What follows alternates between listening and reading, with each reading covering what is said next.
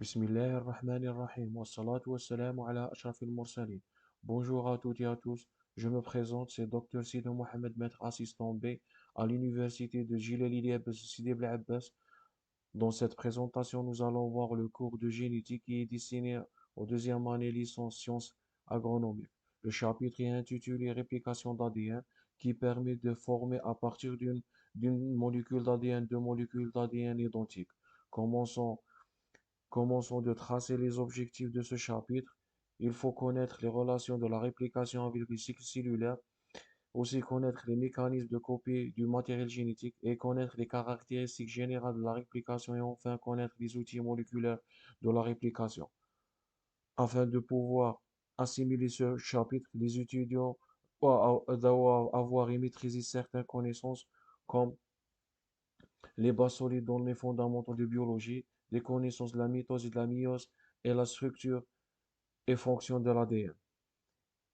Avant de commencer la présentation de ce chapitre, il est très important de donner des rappels et des notions de base sur la structure de l'ADN.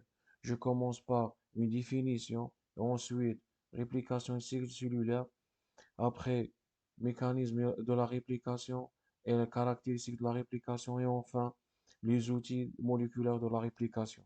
Pour cela, on peut passer par différentes questions sur la présentation du phénomène de la réplication d'ADN comme où, quand, comment et pourquoi. Donc la réplication est le processus par lequel la cellule copie son ADN avant de se diviser. Ce mécanisme est nécessaire pour la transmission du matériel génétique aux cellules filles. C'est un phénomène complexe et ordonné sous le contrôle de plusieurs enzymes et de protéines dont les ADN polymérases. Il s'agit d'un élément essentiel où peuvent survenir les erreurs. C'est la raison pour laquelle il y a des mécanismes de contrôle complétés par des mécanismes de réplication de l'ADN. Quelle est la relation entre la réplication et le cycle cellulaire? Donc la réplication se déroule pendant l'interphase avant toute division cellulaire. Elle se produit exactement au cours de la phase S de l'interphase chez les cellules eucaryotes. Donc ce schéma montre les différentes étapes de la division cellulaire où où on peut avoir à savoir ou bien avoir la phase où nous avons la réplication d'ADN. Quels sont les mécanismes de la réplication? Donc la première étape, c'est l'initiation. Une partie de la double hélice est déroulée. Les enzymes séparent les deux brins pour ouvrir une bulle de réplication. Les doubles brins sont ouverts au niveau de chaque origine de réplication pour permettre l'entrée d'une hélicase. Les protéines fixatrices se lient aux brins exposés et les égards séparés. Deuxième étape, c'est l'élongation. L'ADN polymérase s'insère dans le bulle de la réplication. Une prime synthétise une amorce d'ADN. L'ADN polymérase remplace l'amorce avec des bases d'ADN. L'ADN polymérase utilise les brins parents pour créer les nouveaux brins complémentaires. La synthèse du brin tardif s'effectue plus lentement que le brin principal. Enfin, une hélice lie les fragments d'Okazaki pour créer un nouveau brin d'ADN continu. Troisième étape, c'est la terminaison. C'est correspond à l'arrêt de la réplication lorsque deux fourches de réplication se rencontrent ou lorsqu'une fourche rencontre un signal de terminaison de la réplication. Les deux molécules filles sont séparées grâce à l'action de l'enzyme qui s'appelle topoisomerase 2. Dans ce schéma montre les étapes de la réplication, depuis la fourche de la réplication jusqu'à la synthèse de la nouvelle chaîne d'ADN. Quelles sont les caractéristiques de la réplication? Il y a trois hypothèses concernant la réplication d'ADN grâce à l'expérience de Messelson-Star. Donc, pour expliquer le mécanisme, trois hypothèses ont été faites. Modèle conservatif, modèle semi-conservatif et modèle dispersif.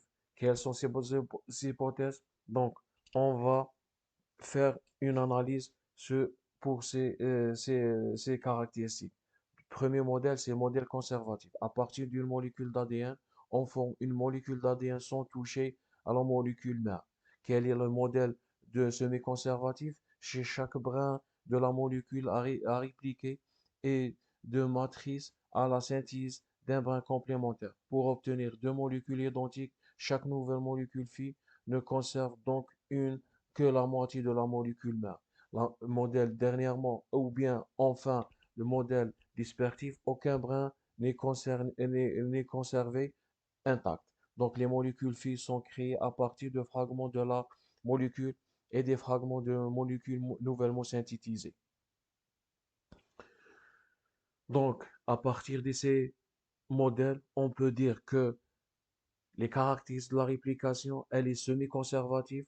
Ça veut dire que l'ADN se réplique selon un mode semi-conservatif. Chaque cellule synthétisée présente un brin parental et un brin niosynthétisé. Elle est semi-discontinue, c'est-à-dire que la synthèse d'un brin précoce et d'un brin tardif, la synthèse se fait toujours dans le sens 5', 3', et, et le brin du lu dans le sens inverse de la fauchée qui est des brins discontinus. Troisième caractéristique, c'est orienté. Ça veut dire que chaque brin parental est lu dans le sens 3' à 5' et sert de matrice à la synthèse d'un brin complémentaire et antiparallèle appelé brin phi ou brin néosynthétisé dans le sens 5', 3'. Et enfin, bidirectionnel, c'est-à-dire les deux brins d'ADN sont déroulés dans les deux directions opposées et servent de matrice. Donc, on parle maintenant quels sont les outils moléculaires de la réplication. La première des choses, c'est l'obligation d'avoir l'enzyme de l'ADN polymérase. Ce sont des enzymes fondamentales à la réplication qui sont responsables à la polymérisation des nucléotides lors de la réplication. Elles se déplacent de long de l'ADN simple brin et ajoutent des nucléotides libres à l'extrémité de 3' du brin. Les primases, ce sont aussi des ARN polymérases capables de synthétiser l'amorce d'ARN. D'autres D'autres outils moléculaires, on parle de les hélicases, sont des enzymes qui nécessitent l'énergie fournie par l'hydrolyse de l'ATP pour briser les liaisons hydrogènes entre les deux brins d'ADN.